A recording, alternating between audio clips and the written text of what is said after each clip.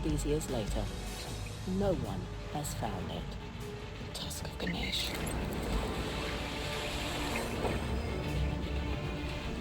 Wow. Spectacular. No wonder the Hoysala capital was ransacked. Their loss is our gain. A thief? You're working for a thief. Everyone's got to make a living. You're going to sell me out, aren't you? Let's get one thing straight. This isn't my gig. You want your share? We play by my rules.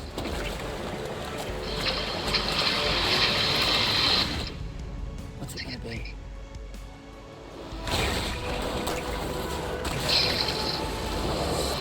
Saab is getting a head start and we need to hurry. We? All right! I can't let a Saab get that tusk. I will incite my civil war. Stamp out the bloodline of the young king. Starting with you. Frazer! Let's go get artist. And some guns. And some guns. Sorry, lady. What took you so long? How'd you catch a train, love?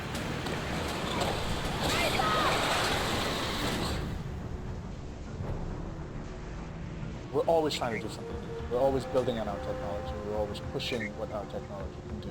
That open world space that we have is a great feat for us as a studio. And really the goal with the Western Ghats area was to create more choices than we ever had before. Where you can choose wherever you wanted to go at whatever time and how you wanted to approach your combat. There's big spaces you can approach from any angle, entire encounters you can skip completely. So it was exciting for us and an exciting challenge for us to try to build something in a non-linear way.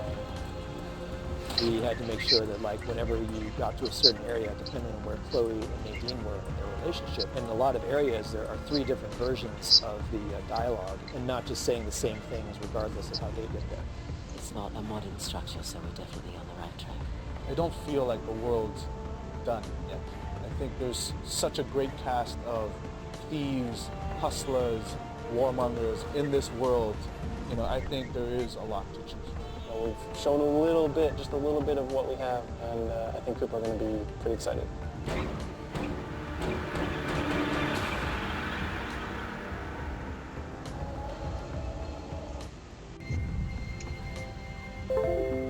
It's a lot to take in, kid.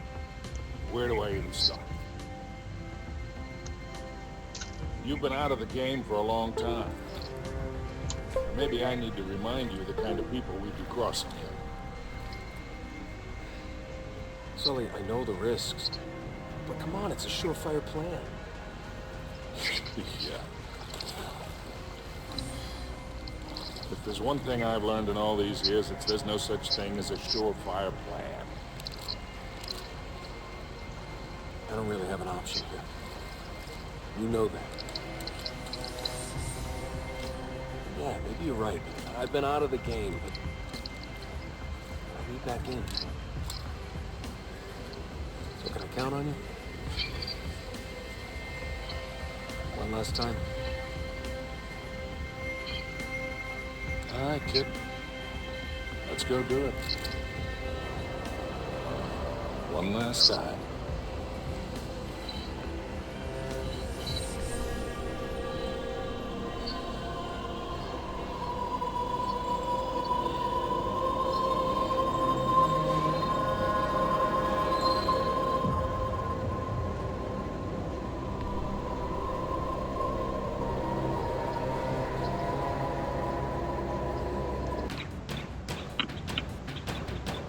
Early on, these emails would go out, like in the character team, and they'd send these videos, and they'd show like what they can now do with the eyes, or what they can like now get sweat happening on the skin. Where I'm just like, this is ridiculous, and kind of super rad.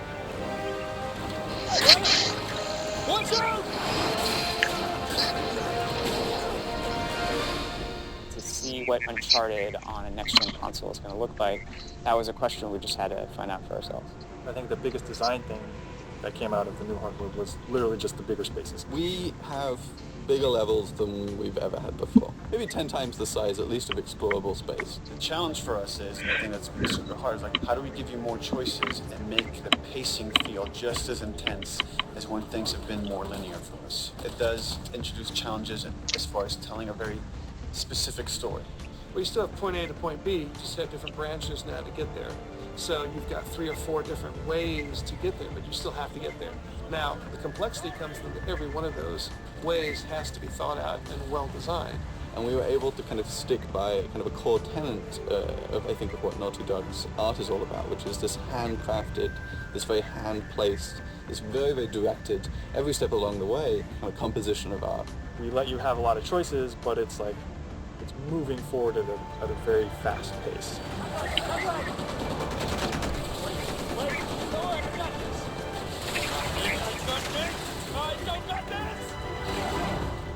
We've been able to make the world so much bigger than we've ever been able to make before, and then also at the same time improve the detail of any one area. So we've increased the density of detail and the size of the world all at the same time. So with larger worlds comes larger possibilities, and larger possibilities usually mean more detail. In fact, that's one of the things that we're really shooting for in this game, is a higher level of detail on the PlayStation 4 and the experience for our gamers. So the resolution involved in that requires a lot more work and a lot more thought and a lot more time. It's not just, any old dirt will do. It's a very specific dirt. And how wet is that dirt? How many pebbles are pushing up in that dirt? And you take that consideration and you apply it to everything. One of the things that I think improved the most from Uncharted 3 to Uncharted 4 is texture resolution. Bigger texture means more detail. The new hardware just allows us to achieve what we've been trying to achieve the whole time. And that's just believability and complexity. There's a lot of just passion into all these small details that really shines through. And it's because we really empower people who care to make the difference that they want to make. Nathan Drake in-game has at least 11 to 12 alpha. And that's just for Nathan Drake. Think about, we have Elena, we have Nadine, we have Rafe, we have Sully, we have Drake's brother. Everything suddenly needs a level of thought and scrutiny that you didn't have to do before. It makes a much more rich experience, a much more immersive experience, but it takes a lot of time. Just the quantity of interactable things in the environment. I mean, we really want our jungles and our environments to feel alive. And being able to have hundreds and hundreds of objects that can be destructible, it's moving around. It impacts gameplay in that, your cover can be destroyed, so you have to move around more. But even outside of that, just seeing all this stuff happening, the screen is so much more alive. The world is so much more alive. Everyone here respects the craft of making a video game, and that why shouldn't every part of this game be the best thing, the best art, best, have design really be like serious, considered design and crafted experience for the player. And once that kind of gets into the DNA, it kind of takes over everything. And everybody from the very top to the very bottom, we do have a structure. We're flatter than a lot of places, but we do have a structure. But everybody listens to everybody. And if somebody has a fantastic idea, they're encouraged to just shout it out and people will listen.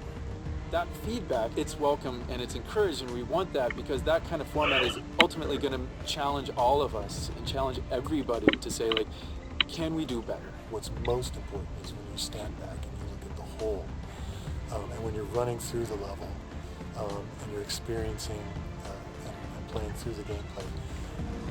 The environments, the characters, the art, it's all there to just support the experience. It shouldn't stand out as the experience.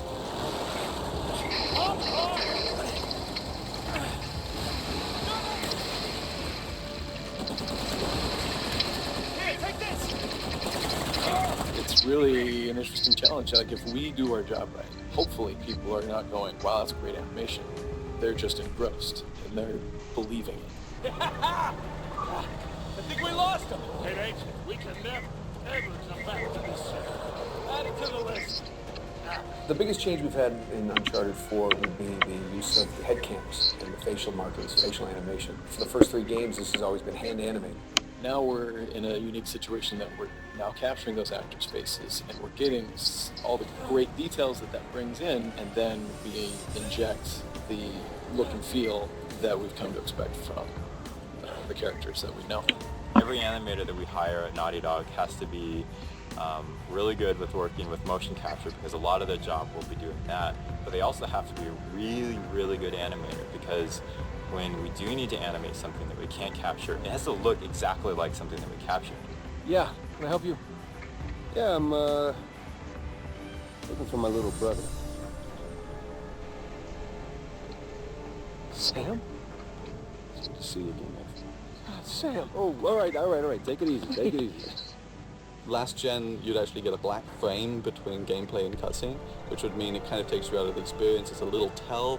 Okay, now it's just I'm watching something. So that's been a huge thing that the PlayStation 4 has allowed us to do, that all of our cutscenes are now in-game.